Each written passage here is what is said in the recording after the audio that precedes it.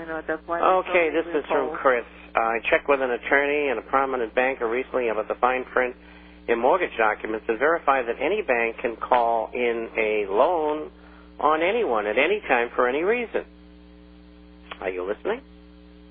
Okay, so the dollar formally devalues in the fall, which may happen. That may be that event that we're looking at. And the banks close for a so-called holiday, and presumably most will not reopen. How will this affect those private citizens and business owners holding either mortgages or loans? Hard to say. Hard to say. If they devalue, let's say, and I'm not advocating this, I'm just using it because it's simple. If they call in your dollar and they say to you, give us $10 and we'll give you one new dollar, I would assume that loans that you had for $100,000 have become $10,000 loans. If they don't do that, no one will own anything. And there'll be chaos. There'll be no businesses. There'll be nothing in the supermarket, etc. So they got to do that. They don't have any choice. Next, for the Queen. Now, Melody, this came in some time ago, the 19th of June, and you were away. And this is from one of our subscribers in Iraq. And if I remember correctly, he's a contractor. And he says, I'm in a position where I would like to buy some numismatic coins, but I'm unable to store them stateside. And I definitely cannot store them here in Iraq.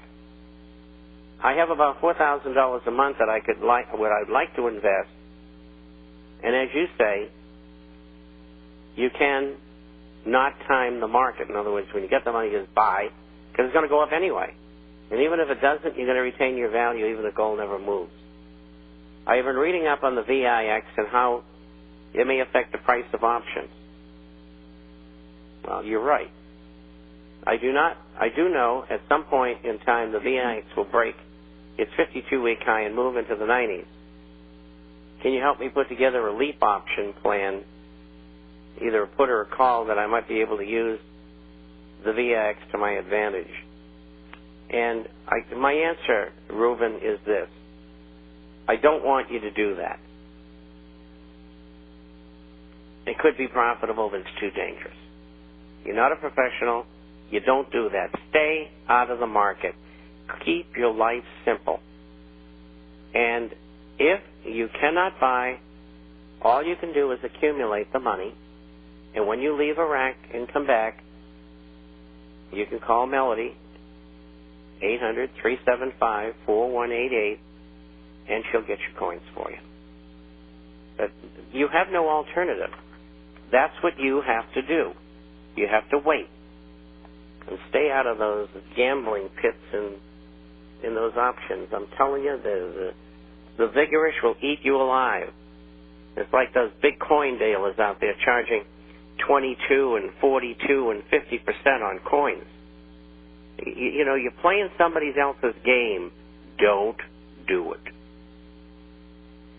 Bob, people are getting impatient with the price of gold, with the manipulation, because lately, well, I've been gone for 2 weeks, but I mean, just prior to that, and just a couple days that I've been back, a lot of questions. They want to play options. They want to short the markets. They want to do this. They want to do that, and most of them are complete novices. They don't have a clue, and it's so important that their funds are better spent, and I'm not saying this just because I sell gold and silver, but purchasing gold and silver. Buy it from anybody. I don't care. I'm better, and I have lower prices, and I won't steer you wrong, but I'm not saying it just so you buy gold and silver. I mean, that is the safest, the least amount of risk that you can carry at this point in time. And I think people are just they're getting antsy. They want their money to increase. They hear about all these, 10%,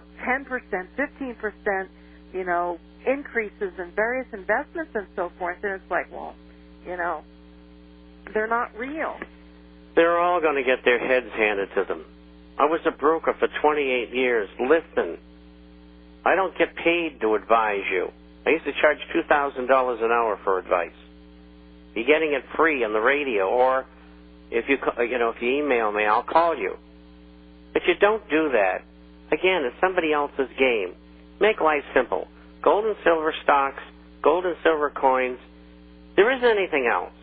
And if you get boodles of money, and you got $1 million here and $1 million there, you don't want it all in gold and silver related assets, well, you can buy some bonds, but not American bonds.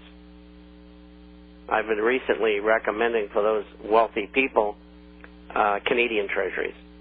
But the point here is it's the only place that's safe. Don't get antsy. Be patient. We know what we're doing.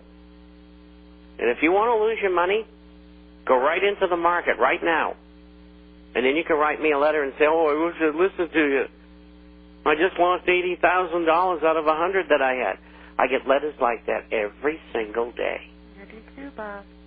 Some of them 10 and 20 a day.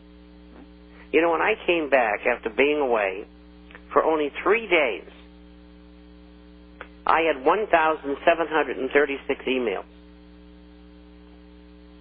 And I must have answered 500.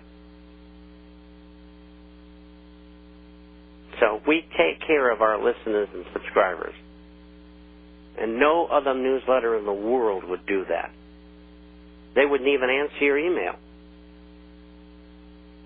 You know, they figure what you're paying is what you're getting, and that's the end of it. They don't care. It's money, money, money. And most of these newsletter writers have been so wrong, it's terrible. And, of course, they're always taking shots at me because I'm right most of the time. And I think they're a little jealous. But then again, how can they be jealous of an old man? I can't figure that out. An old man and a pretty girl. I'm just kidding. Pretty girl. Hey, you know what? 7 banks failed already this week. Yesterday they closed, 7? 6 of them in Illinois and 1 in Texas. And it's 55. But I'm sorry to break in, but I got to tell you this. I was told by a person who was in touch with a bank that they expect between 500 and 800 banks to go under this year, and they are not reporting the mergers that they're affecting because these banks are going under, and they don't tell anybody about it. Why do you think they released that stuff Friday after the close? Yep. Well, actually at 9 o'clock at night. Now, this week they did it on Thursday at 9 o'clock. Because nobody's working today. Nobody's paying any attention. No, they're sitting home drinking beer and watching stock car races. Getting their grill started. But, well, they'll pay. If they're not prepared, it's over. And, one day you're going to wake up and you get out of the supermarket and you're going to load up, and all of a sudden there's going to be a bank holiday, and the supermarket will be cleaned out within an hour. There's only 3 days supply in the market, for the regular customers. And there won't be any trucks running the road. You're not going to have any food. Think about it. People shouldn't be so anxious for this to happen. They're greedy. To talk about. Yep. They're greedy. Yep. Listen to the program. If you don't like it, hey, go out and lose your money. I don't care. If you're that dumb. Don't forget, I was doing that for 28 years. And I know what brokers do. They lose people money. There's very few brokers that make people money. That's why I had 6,000 clients. You know what the average broker has? 200 to 300 clients. I never traded them. I never churned them. Oh, we're out of time. There's the music. That went by quick. We'll be back on Monday, so make sure that you are too. Have a great weekend, Bobby. See you then. Folks, be